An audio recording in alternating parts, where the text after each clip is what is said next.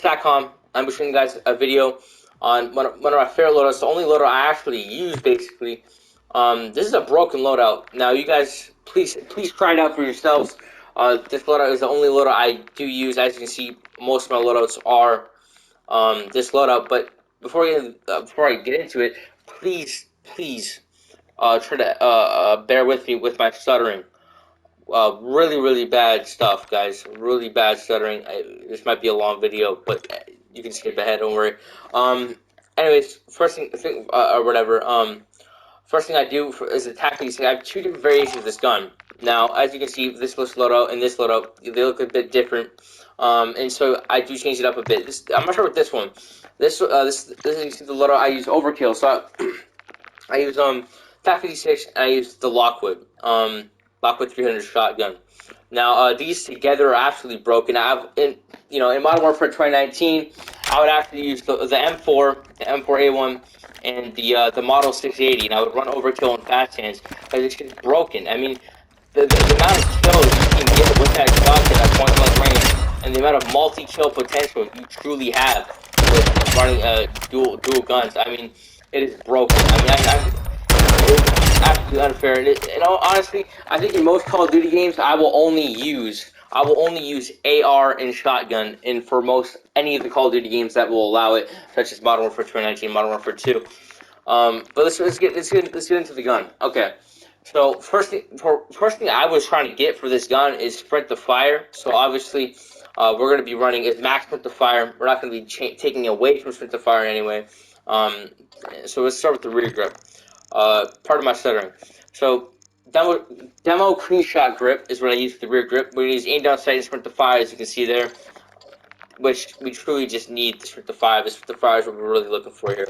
I also use the SC mini optic. Now, you don't have to run an optic, but I love running an optic, man. I love running an optic on the TAQ-56. If you think you're good enough to run without an optic, for that precision aim, the accurate aim down sight, that tuning there, by all means do it. I get a lot more accuracy. I can see a lot more, and I don't think I'm good enough to play with that one. I can play with that one. It's so much better just running with the optic. What is this? What was that? Am I getting skill-based damage on fucking? Anyway. So yeah, I run the SC mini optic. You can basically run any optic. Just make sure you're not trying to take from the aim down sight, because we need that aim down sight. Third thing I do is I run the slangers. So a lot of people run lasers, but they want that sprint to fire. The thing is, the PEC box, Slanger PEC box for laser actually doesn't tell you that it increases sprint to fire. But if you go to tuning here, you can actually increase sprint to fire quite a bit, and also increase your aim down sight even more. So I always run the Slanger PEC box. That's a pro tip right there for multiplayer. Make sure you're running that Slanger PEC box. That's going to give you extra sprint to fire, extra aim down sight speed, and it's not visible to enemies. So that's also a great thing. Next, we have the Tundra Pro barrel. Now, I'm in debate of which barrel is actually better for using the Tundra Pro barrel or actually using a suppressor. This is what I'll show. This is where I use my other gun. I use the Echolis 80 suppressor. Now I'm gonna get into that in a sec. But for the Tundra Pro barrel, I use recoil steadiness and aim down sight speed. I really do not look for the aim down sight or aim while walking movement speed, as the aim down sight on this gun is actually quite insane already. So when you jump and you turn that corner, all you have to do is just aim a second ahead, and it's even better on the other gun. So yeah. Also, I don't like running aim down sight on ARs that much. I truly don't. I like the drop shot. Drop shotting really does not, it won't affect your aim down sight whatsoever. So that's why I run the recoil steadiness, and the recoil steadiness is going to help with the accuracy. And I also run aim down sight because we don't need that much damage range. You know what I'm saying? We already have damage range boosted on the Tundra barrel. We had that velocity, and so yeah. Next coming up is the Merc 4 grip. Now, Merc 4 grip, I just put, I don't need that hip fire. I'm just looking for that, for its perks as the, recoil steadiness and aim while walking steadiness. Now, I'm not gonna lie, bro. The Merc 4 grip is a badass fucking, attachment, dude. This thing, I mean, I don't know how many guns you can put this on, but if you put that Merc 4 grip on, your recoil is gonna drop immensely. You know, this recoil with the mid 100%. Yeah, I love the Merc foregrip. And I put it the hip while walking movement speed and aim down sight speed. Now, this is a great TAQ-56. Please try it out for yourself, folks. Please try it out. You let me know. Let me know in the comments. We can play a game together. I'll shoot. My username is right here on the screen. So please feel free to invite me, and we can play some games, talk some more loadouts. Anyways, the second gun will be the Lockwood 300. Now, first thing I put on it, because I was looking for I want a very agile, you know, a very aggressive gun that I can really get really high sprint to fire also, because when you're using a shotgun, you really want to make sure you're getting those shots off as soon as possible after sprinting. It's supposed to be a fast, close range gun that is helped to get you in sticky situations with high multi-kill potential. So what I do use is I use obviously the high stock mod. Now this is going to increase movement speed, sprint to fire, hip recoil control, and aim down sight speed. I don't care about that friction resistance. I don't care about the stability, and I don't really care about the control. So we're gonna put that on. You can't tune it. Next one is the EXF solar flare. Now I saw this one guy using the flash. It's a flashlight, and he was using the flashlight on a shotgun. He could get shots off incredibly fast with this. It's even faster than the what is it? The green line. Which was the green line? Oh, it's this one. The .G3P04 laser. Now this is a pretty good laser, but it's not gonna have that sprint to fire nearly as much as the EXF solar flare. So I use that solar flare, increasing sprint to fire. It does have a flashlight, but I don't even care. Sometimes you can actually bait them. You can show them the flashlight. They already know where you are. Show them the flashlight. You know, bait them a bit. Doesn't really matter. Next for the barrel. I use the first barrel that comes up when unlocking them. Obviously, that damage range, that tighter pellet spread, all sorts of good stuff there. And for the tuning, I guess I keep it I put recoil nets in the middle, and walking speed in the middle between those both, and I put damage range for the barrel. I want as much damage range as I can possibly get with this thing. Plus, the aim while walking movement speed is good. But then again, it's for close point-blank range encounters. I'm not going to be, the aim while walking movement speed, I'm not going to be using as much. I'm going to whip that gun up right while I'm, aiming at them with fast hands, right? I guess you could change it to aim while walking movement speed if you really want to, but that extra recoil stance will help a bit. But then again, you don't even have to aim. It has quite a good blind fire already. Next, we have the Bryson Series 9 choke muzzle. Now this muzzle is pretty good. It increases tighter pellet spread and damage range. It's probably the best one that you would probably want.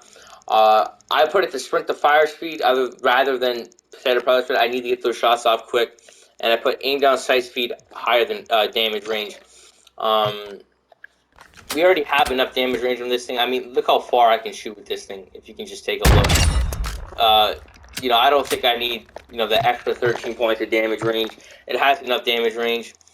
And the aim down sight can really help you when the situations, because if right here, I mean, yeah, the aim down sight can help a lot.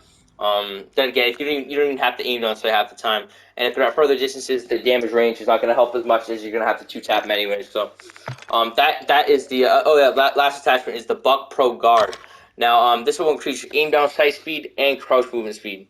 And I put that to aim while walking steadiness and crouch movement speed. I keep it in the middle, and I put sprint to fire on that once again. So a lot of sprint to fire, a lot of aim down sight. As much as we can possibly get on these guns. Anyways, those are the two main guns I use. Now let's get here's the other gun. So the other gun I think is almost better in a lot of ways. Now I use the same 3 attachments: demo, clean shot, grip for the rear grip, SD mini, and Slinger Pec Box 4 laser. Those are all the exact same tuning and everything. But I do change the Echoless 80 muzzle is a suppressor. And so this is what I was talking about earlier with the Tundra barrel and the Echoless 80. The Echoless 80, I put it increases damage range, bow velocity, sound suppression, which is good, and recoil smoothness. Only for at the cost of aiming stability and aim down sight, as the Tundra barrel increases aim down sight a little bit more. As you can see there, you can see the recoil control with the handling. You can see the red and the green there. For the Echoless, it doesn't take away as much from the handling. And so what I do is I put it on aim down, sight speed, and aiming stability. It won't have as much bullet velocity or as much accuracy without the Merc foregrip and everything. But no, it's absolutely broken. Damage range is almost the exact same. Like I said, sound suppression, recoil through this. It's a great attachment for the aim down sight as well. And what I do use also is the hollow point ammunition. Now, this ammunition is the crippling power. It will decrease bullet penetration, which is, is rare to do anyway with the 5.56 rounds. I rarely do it. And plus, yeah, they won't even shoot beforehand. It won't even shoot through most objects unless it's wood. And I put that to recoil smoothness and recoil steadiness. Damage range is already good enough. You truly don't have to put more damage range. So this is also a broken gun. I actually prefer this gun, close range. I will use this gun a lot more actually than my other gun, especially on medium close range maps. Recoil control is still there. Still a brilliant gun to use. Absolutely melts. All around great gun. That's my second TAQ-56, and so they're both the exact same loadouts. But what I do is I put for elimination games like Search and Destroy, Cyber Attack, blah blah blah. I use heartbeat sensor and I use dead silence and or recon drone. And if I'm playing respawn modes, I use stim and I use ammunition and or trophy system. So, but I change them throughout loadouts, both these loadouts all the time. So, you can basically do it whatever you want. But I use stim, claymore, or heartbeat sensor. And the per package I use overkill, bomb squad. I always run bomb squad, fast hands, and quick fix. This I'm always running around, running and gunning with my two guns, fast hands. Quick fix for obviously those quick heals after kills. That's gonna save you a lot of deaths.